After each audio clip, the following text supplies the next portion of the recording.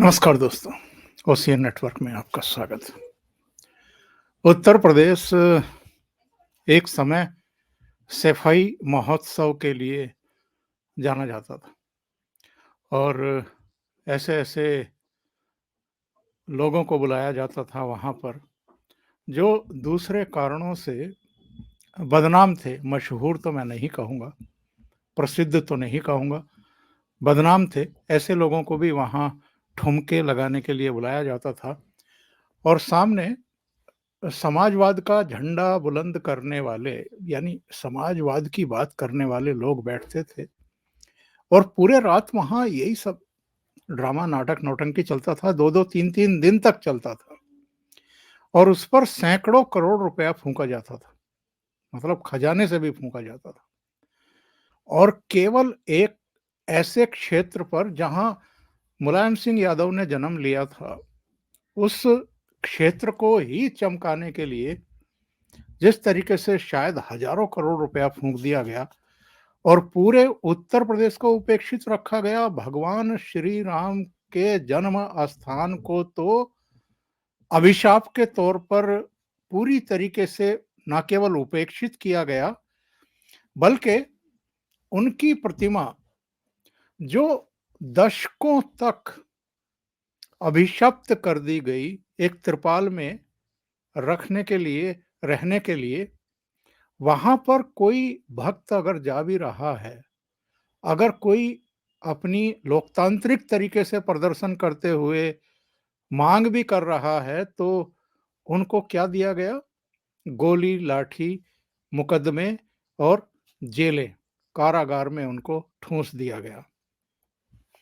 आज माहौल पूरी तरीके से बदला हुआ है। पूरे देश में एक ऐसा वातावरण बन गया है और देख करके कभी-कभी आंखें भर आती हैं।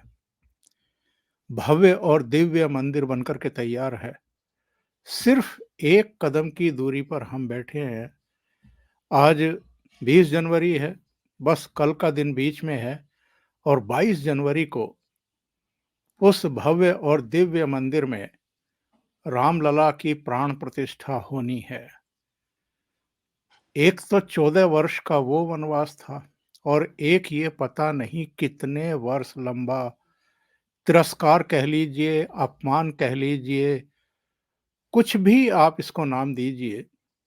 और एक स्वतंत्र देश में, एक ऐसे देश में जहां बहुसंख्यक हिंदू हैं, वहां पर ये सब किया गया और राजनीतिक कारणों से किया गया।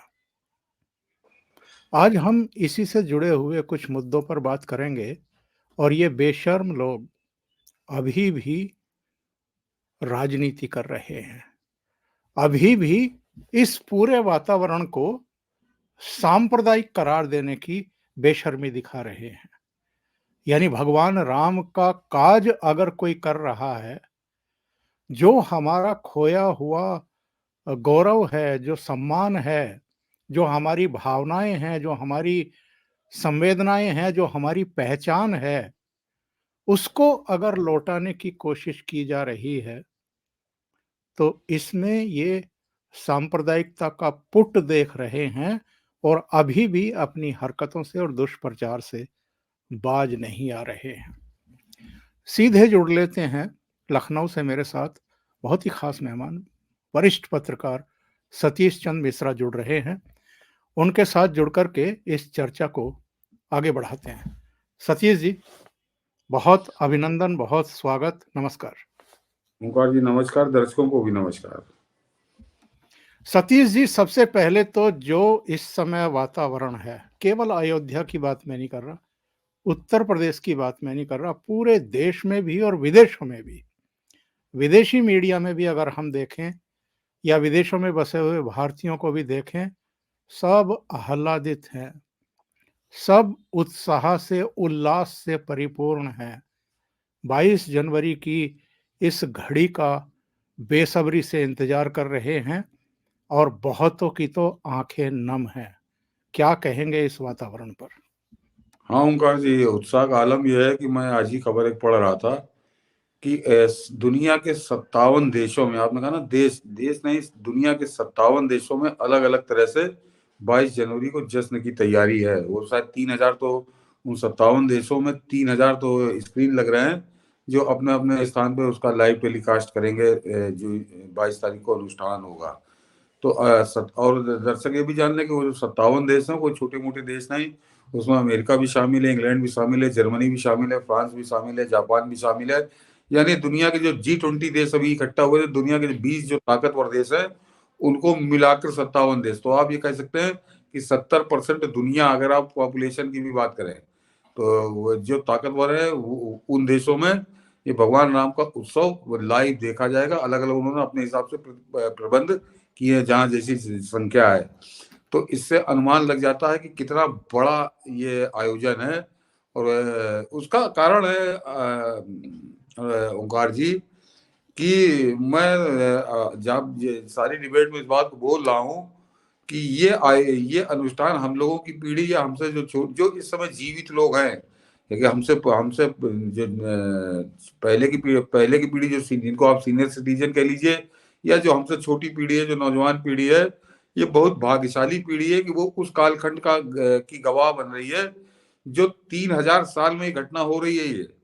ये जो अड्डा तोड़ा गया था बाबर का, वो 500 साल पहले तो उसने मंदिर को ध्वस्त कर दिया था। और उससे कई हजार साल पहले कब वो मंदिर बना होगा, जब वो मंदिर बना होगा तब भगवान राम की मूर्ति वहां उसकी प्राण प्रतिष्ठा हुई होगी। उसके बाद अब हो रही है, तो 1,500-2,000 साल बाद, कम से कम 1,500-2,000 साल बाद तो ये आयोजन दोबारा अयोध्या में हो रहा है। और जिन्होंने इस मंदिर का निर्माण किया है, जो L&T जिस कंपनी ने बनाया है, उसके इंजीनियर या जिन्होंने उस भगवान राम की प्रतिमा को गढ़ा है, अरुण योगीराज जो मूर्तिकार है, वो ये कह रहे हैं कि कम से कम 1,000-1,200 साल ना तो उस मंदिर में कोई खराबी आनी कुछ किसी प्रकार की, ना वो मूर्ति प्रभावित होनी। तो अगले 1,000-1,500 साल तक तो ये कंफर्म है कि अब दोबारा ये प्राण प्रतिष्ठा का अनुष्ठान अयोध्या में भगवान राम की प्रतिमा का नहीं होगा। तो ये तीन, अगर आप आगे पीछे जोड़ लीजिए, तो 3,000 साल के बीच में जो एक ये हो रहा है, तो ये हम लोग बड़े भाग्यशाली हैं कि हम लोग इसको देखेंगे, सुनेंगे, इसके गवाह बनेंगे। और वही स्थिति पूरे दुनिया में जहां भी हिंदू रहता है, तो जो 57 देश जो बात की, उन सब में ये उत्साह है। उनको मालूम है कि वो एक ऐसे क्षण के साक्षी बनने जा रहे हैं जो हजारों साल पहले कभी हुआ था या हजारों साल बाद होगा। तो इसका महत्व इसी से समझ में आ जाता है। और बाकी जो स्थितियां हैं कि इस समय पूरा देश राममय है। आप किसी किसी क्षेत्र में चले जाइए, किसी सड़क पे चले जाइए, किसी इलाके में चले जाइए, किसी ऑफिस में चले जाइए, मुद्दा केवल यही है, मुद्दा केवल यही है। और ये मुद्दा नहीं, कोई बहस नहीं हो रही, एक तरह से सब राममय है। मैं कुछ दृश्य देख रहा था सतीश जी, तमिलनाडु के। आजकल हम देख रहे हैं प्रधानमंत्री नरेंद्र मोदी को, प्रधानमंत्री आवास के अगर आप सीन देखें तो वो कुछ ना कुछ स्वाध्याय कर रहे हैं, कुछ पढ़ रहे हैं अनुष्ठान के तहत जो उनको बताया गया है। सामने गाय आपको दिखाई दे रही है जिनकी सेवा वो आजकल कर रहे हैं। इसके अलावा वो जगह-जगह जा रहे हैं। एक सोशल मीडिया पर ये दृश्य आया है जब वो एक रोड शो कर रहे थे, गुजर रहे थे और सामने घर में खड़ी हुई एक महिला उनका अभिवादन करती हैं। इसके अलावा भी कुछ दृश्य आए हैं, वो स्नान करते हुए दिखाई दे रहे हैं, वो मंदिर के प्रांगण में जा रहे हैं। अलग-अलग जगहों की ये तस्वीरें हैं। एक और तस्वीर जो है वो दिखाई पड़ी है मुझे, तस्वीर क्या वीडियो आया है। ज़रा इसको एक बार देखते हैं सतीश जी।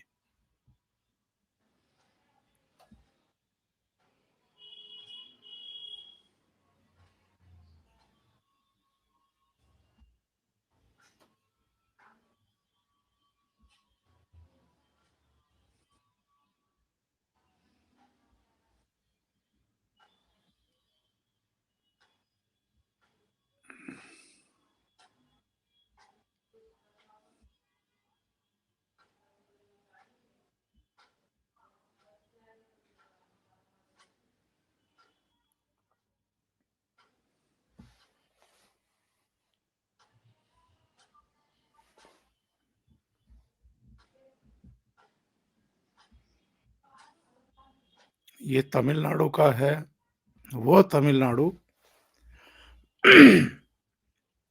जो द्रविड़ पॉलिटिक्स के लिए जाना जाता है, और हाल में वहाँ बड़े बदलाव हम लोग देख रहे हैं।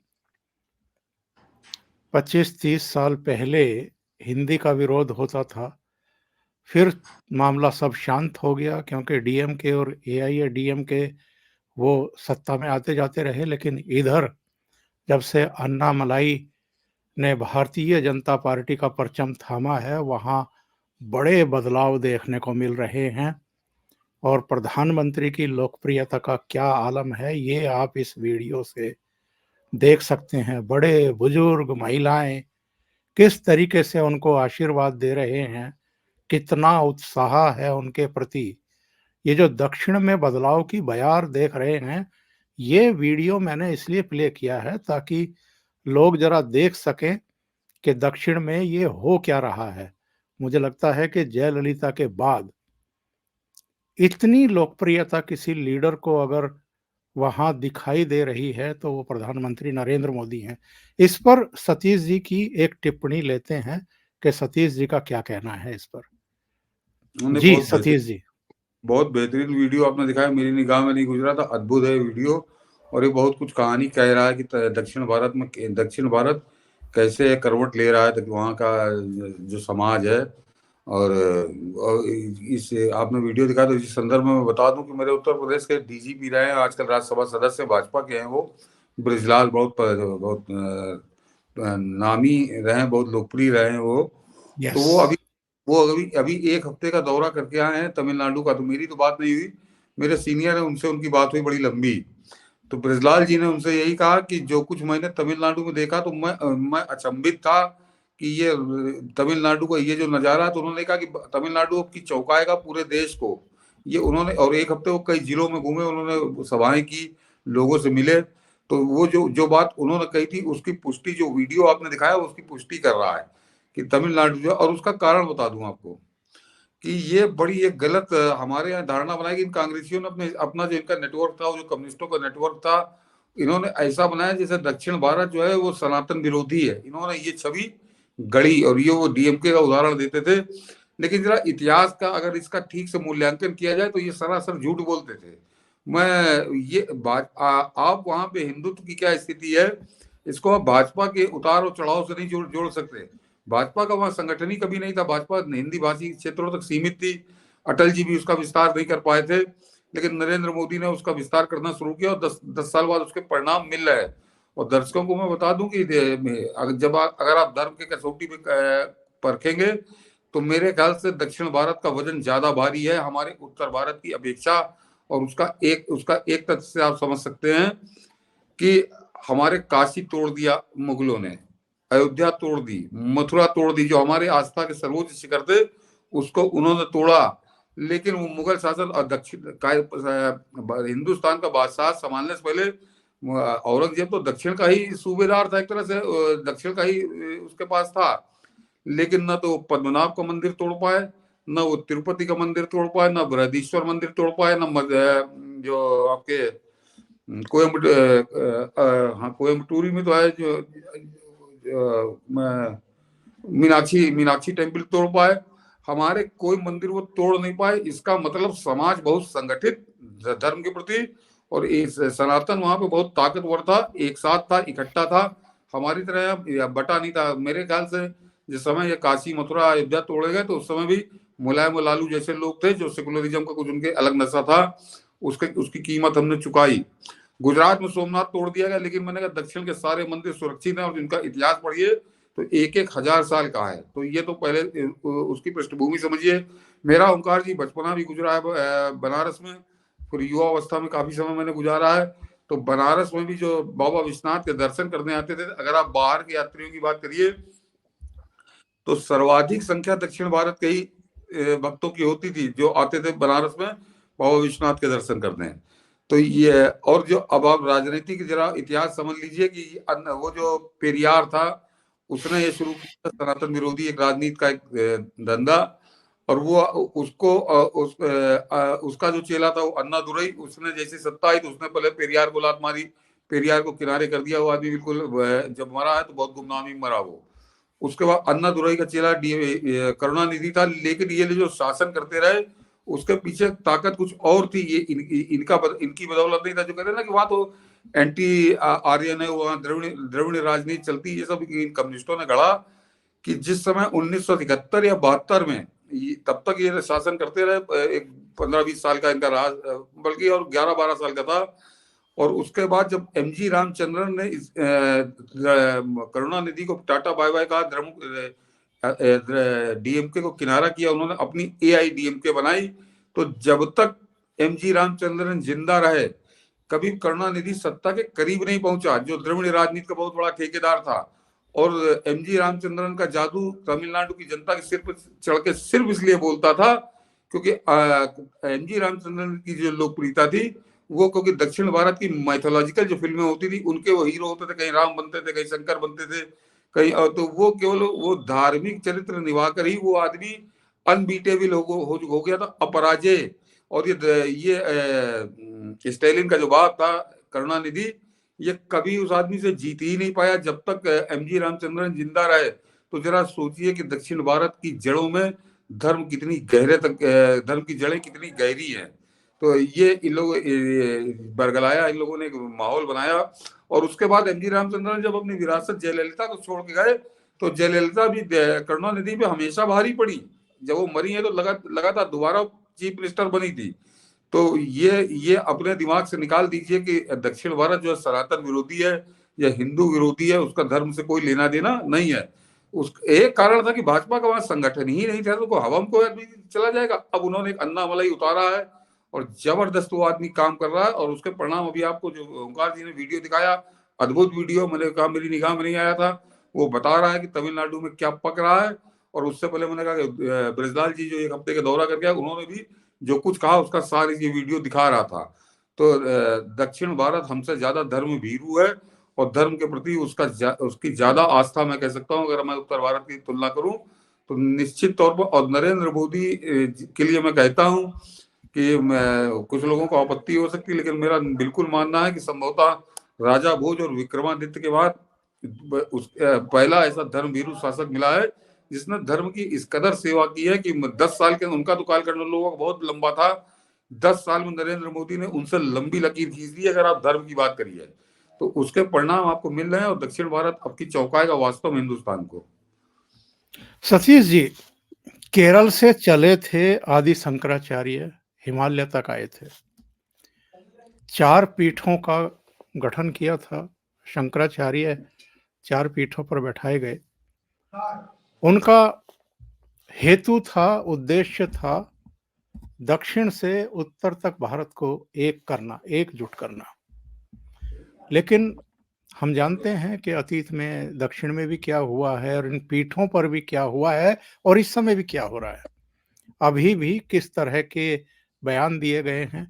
वो धर्माचार्य होते हुए भी राजनीति कर रहे हैं और एक आदमी राजनीति में होते हुए, प्रधानमंत्री रहते हुए धर्म का किस तरीके से पालन कर रहा है, ये वो बता रहा है। 11 दिन का अनुष्ठान करके, धरती पर सो करके, अन्न का, भोजन का त्याग करके, केवल नारियल पानी पी करके, और उन सारे मंदिरों में जाकर के पूजा अर्चना करके, यानी अयोध्या आने से पहले, प्राण प्रतिष्ठा समारोह में हिस्सेदार बनने से पहले वो उन सारे महत्वपूर्ण धर्म स्थलों में, मंदिरों में जा रहे हैं जिनका कोई नाता कभी किसी ना किसी रूप में भगवान राम से या शिव से या जो हमारे आराध्य रहे हैं उनसे रहा है।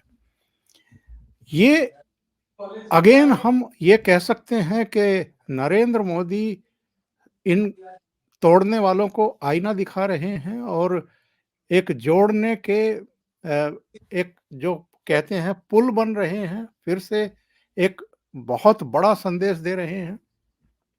नहीं ओंकार जी, क्योंकि अब राम मंदिर वाला मामला इतना ज्यादा चर्चित है तो लोगों का ध्यान उस तरफ गया। प्रधानमंत्री मोदी 11 दिनों का जो अनुष्ठान कर रहे हैं, एक तरह से तपस्या कर रहे हैं, तो वो ज्यादा चर्चा में आ गई। अन्यथा इससे पहले दोनों नवरात्र पे वो 9 दिन तो व्रत रहते ही रहते हैं, केवल फलाहार पे जो जितने नियम हमारे धार्मिक नियम उन सबका पालन करते हुए वो नवरात्र के चाहे वो चैत्र नवरात्र हो या चाहे शारदीय नवरात्र हो, उसी तरह से करते आ रहे हैं। तो ये उनका बड़ा लंबा है एक सिलसिला है, लेकिन अब मंदिर की वजह से चर्चा में आ गया। और दर्शकों को वैसे याद दिला दूं कि संभवतः जिस समय पहली बार वो अमेरिका गए थे प्रधानमंत्री बनने के बाद, तो उस समय ओबामा व्हाइट हाउस में थे, और डिनर को जब बुलाया था तो नरेंद्र मोदी ने केवल नींबू पानी का सेवन किया था, क्योंकि उन्होंने खाना नहीं खाया था, नवरात्र चल रहे थे। तो इतनी कठोरता से व्रत रखने का काम वो पिछले कई दशकों से उनके जीवन का एक अभिन्न अंग बन चुका है। तो ऐसा धर्म भीरू व्यक्ति, जाहिर सी बात है कि केवल फोटो खिंचाने के लिए वो अयोध्या नहीं जा रहा है। वो अगर अयोध्या एक दायित्व उनको मिला, तो जो मैंने अभी जिक्र किया कि 3000 साल में पहली बार है कि इतना महत्वपूर्ण दायित्व है कि उससे जुड़ी हुई जितनी भी धार्मिक अनुष्ठान है उनको वो पूरा कर रहे हैं, पूरी त्याग और तपस्या के बाद वहां पर पहुंच रहे हैं। और दक्षिण भारत में एक एक मंदिर जो दर्शन करने जा रहे हैं, तो संभवतः ईश्वर से वो यही मांगने जा रहे हैं कि इतना महत्वपूर्ण दायित्व सौंप दिया है कि उसको पूर्ण करने की शक्ति मुझको दो। और आप देख रहे हैं, दर्शकों से कहूंगा कि किस तरह से एक राक्षस प्रवृत्ति के लोग, जैसे पहले ऋषि मुनियों के यज्ञ में बाधा डालते थे, वो पूरा एक राक्षस दल तैयार हो चुका है कि किस तरह से प्राण 22 तारीख की प्राण प्रतिष्ठा का जो अनुष्ठान है उसमें किसी तरह विघ्न पैदा किया जाए, कैसे इसमें बाधा बनाई जाए। तो संभवतः ईश्वर से वो वही शक्ति मांग रहे हैं। और सतीश जी, कुछ दृश्य आ रहे हैं। एक तो कल आ गया था, जो प्रतिमा की प्राण प्रतिष्ठा होनी है वो आ गया है। मंदिर के सजावट के, लाइटिंग के कुछ दृश्य आ रहे हैं। जो भव्यता है, जो दिव्यता है, वो अभी दिखाई दे रही है। कुछ और चित्र भी आ रहे हैं, मैं उनको एक बार दिखाना चाहता हूँ। देखिए, ये फिल्मी दुनिया के एक कलाकार हैं, जैकी श्रॉफ। इनका एक वीडियो आया है। ये भगवान राम के मंदिर की जो सीढ़ियां हैं, उनकी सफाई कर रहे हैं। ये कितना बड़ा अपने आप में दृश्य है, ये आसानी से हम और आप समझ सकते हैं। वो सब कोई मायने नहीं रखता कि मैंने कितनी फ़िल्मों में काम किया है, मेरा कितना नाम है, मेरा कितना काम है।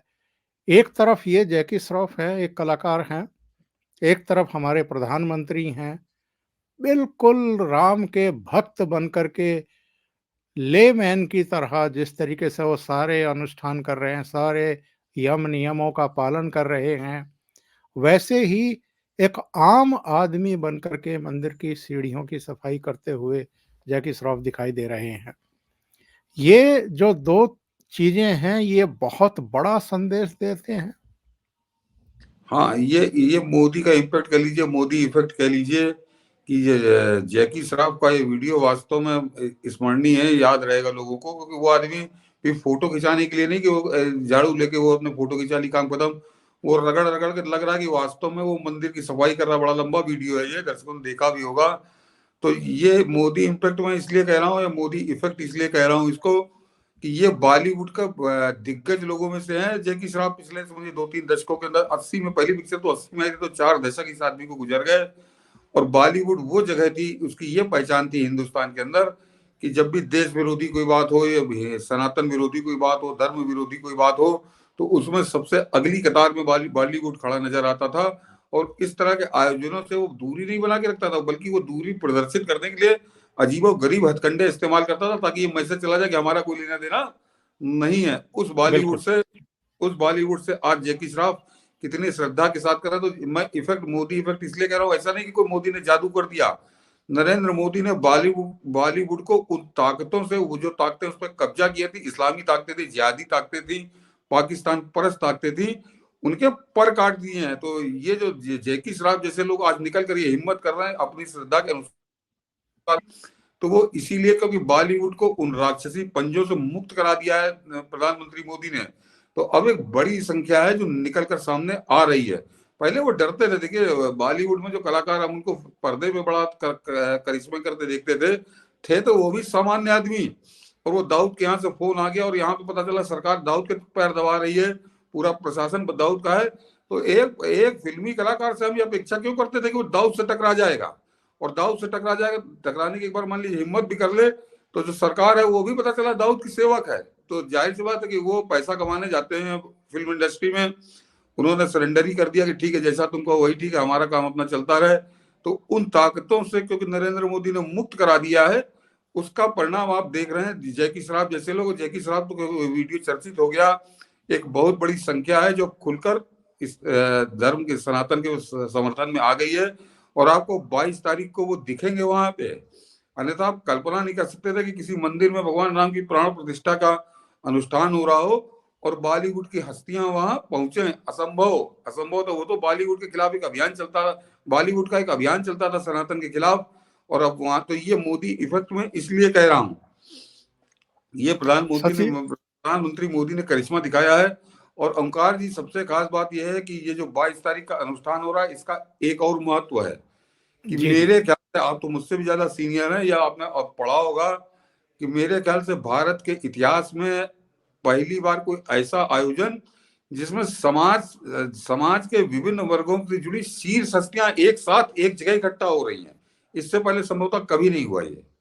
कभी, चाहे वो खेल जगत की हो, चाहे उसे फिल्म जगत की हो, चाहे राजनीति से हो, साहित्य से हो, बिजनेस उद्योगपति, जरा याद करिए कि ऐसा कौन सा मौका आया, मैं केवल अभी बिजनेस का ही लेता हूं, कि टाटा भी हैं, अंबानी भी हैं, अडानी भी हैं, और महिंद्रा भी हैं, कुमार मंगलम बिरला भी हैं, ये एक जगह खड़े हो रहे हैं। तो ये दूसरा मोदी इफेक्ट है कि पूरे देश को एक कर दिया। और किसी भी क्षेत्र की बात करिए, किसी भी क्षेत्र की बात करिए, उसकी जो टॉप सेलिब्रिटी हैं वो सब वहां क्रिकेट की एक से एक हस्तियां पहुंच रही, क्रिकेट की जुड़ी, बाकी खेल से जुड़ी हस्तियां पहुंच रही हैं। हद तो यह है कि हरभजन सिंह का जो पंजाब से बयान आया है, वो गजब का बयान आया है। आम बिल्कुल आदमी पार्टी बिल्कुल। का वो राज्यसभा सदस्य, उसको स्पोर्ट्समैन के नाते बुलाया था, उसने तो धो दिया एक तरह सबको कि कोई नाराज हो चाहे कुछ भी हो, मैं तो जाऊंगा, मुझे निमंत्रण मिला है। तो ये प्रधानमंत्री मोदी ने एक सूत्र में बांधा है पूरे देश को, ये एक बड़ी उपलब्धि है। और जो अभी ओंकार जी ने कहा था, तो बात हम लोग की दूसरी तरफ चली गई थी, लेकिन जो दक्षिण भारत की बात थी, कि दक्षिण भारत वो जगह है जहां से आदि शंकराचार्य उस केरल से निकले थे, और उन्होंने चारों कोनों में पूरे एक सूत्र में देश को बांधने के लिए निकले थे। तो दक्षिण भारत में धर्म की जड़ें उत्तर भारत की अपेक्षा में ज्यादा गहरी मानता हूँ। भले हमारे काशी, मथुरा, अयोध्या जैसे तीर्थ थे, लेकिन जड़ें वहां ज्यादा गहरी थी। इसीलिए ये जो आए थे डाकू 1800 साल पहले, बाबर, अकबर, इनको तो मैं डाकू ही कहता हूँ, डकैत वंश था ये, मुगल वंश नहीं, डाकू था, डकैत वंश। ये वो दक्षिण भारत में नुकसान नहीं कर पाया हमारे श्रद्धा के शिखरों का, जैसा उन्होंने उत्तर भारत में किया। और आज भी कुछ राजनीति के जो है लोग, वो उसी पुराने दौर में जाना चाहते हैं कि इनको बांट दो, टुकड़े कर दो, और सेकुलरिज्म के नाम पे उन्हीं ताकतों को मजबूत करो जो आस्था के शिखरों को ध्वस्त करें सनातन के। बहुत बड़ी बात आपने कही है सतीश जी। ये जो आप परिवर्तन की बात कर रहे हैं, इफ़ेक्ट की बात कर रहे हैं, अभी बहुत लंबा समय नहीं हुआ है। कुछ ही महीने पहले गाज़ियाबाद में एक इंस्टीट्यूट में कोई सांस्कृतिक कार्यक्रम चल रहा था और किसी बच्चे ने स्टेज पर जाकर के जय श्री राम का नारा बुलंद किया, तो वहाँ की एक असिस्टेंट प्रोफ़ेसर ने उसके हाथ से माइक छीन लिया, उसको नीचे उतार दिया था। ये देश का बदला हुआ माहौल है सतीश जी। हाँ, बिल्कुल ओंकार जी, भगवान राम इस देश की आत्मा है, और उस आत्मा को किस तरह से दबाया गया, कुचला गया, बंद करने की कोशिश की गई, अलग करने की कोशिश की गई। तो जैसे ही अवसर मिला, और मैं फिर वही कहूंगा कि प्रधानमंत्री मोदी ने वो अवसर प्रदान किया, तो पूरी तो मुखर हो गई होके आप देख रहे हैं, जीवन के हर क्षेत्र में देख रहे हैं कि किस तरह से भगवान राम का असर आपको जन जन पे नजर आ रहा है, स्कूली बच्चों को नजर आ रहा।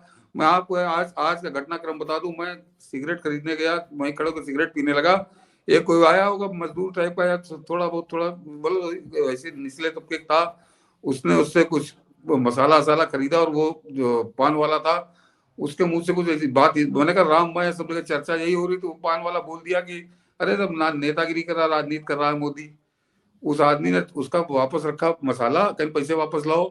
तो वो चौंका, कहने क्या हुआ, कह नहीं जब मोदी के खिलाफ बोलते तो देही भर जाती है हमारी। तो मैंने कहा ये इफेक्ट है आदमी का, एक गरीब आदमी वो भी सुनने को तैयार नहीं है राम के खिलाफ, अयोध्या के खिलाफ है, मोदी के खिलाफ।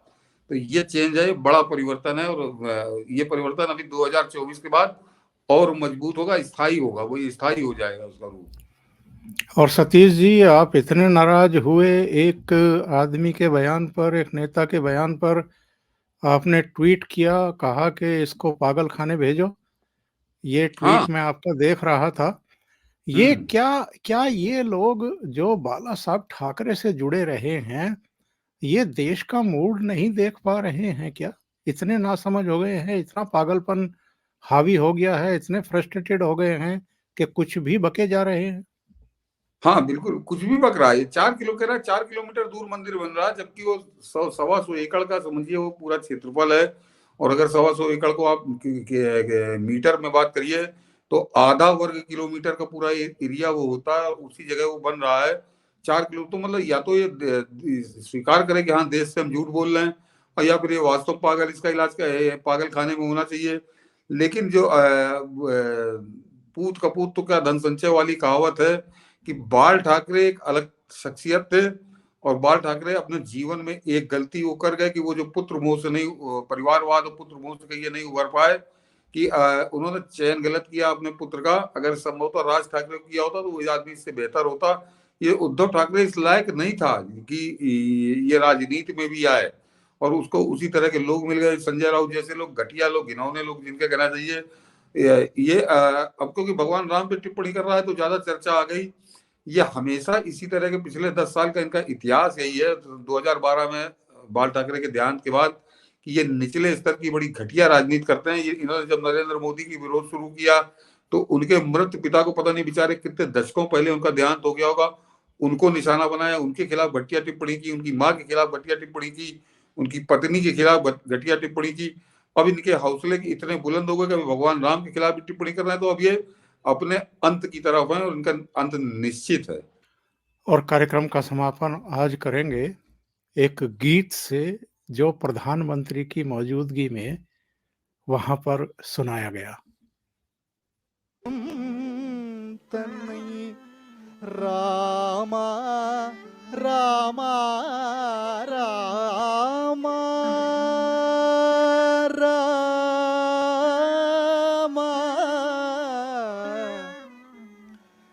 ராமன் என்னும் செம்மை சேர் நாமம் தன்னை கண்களில் தெரிய கண்டான்.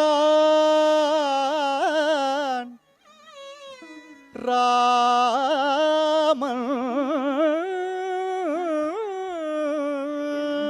ராமன் ராமன் ராமன் ராமன் ராமன் என்னும் செம்மை சேர் நாமம் தன்னை கண்களில் தெரிய கண்டான். सतीश जी, बहुत बहुत धन्यवाद आपका। आप जुड़े और बहुत महत्वपूर्ण मुद्दे पर आपने चर्चा की। नमस्कार। नमस्कार।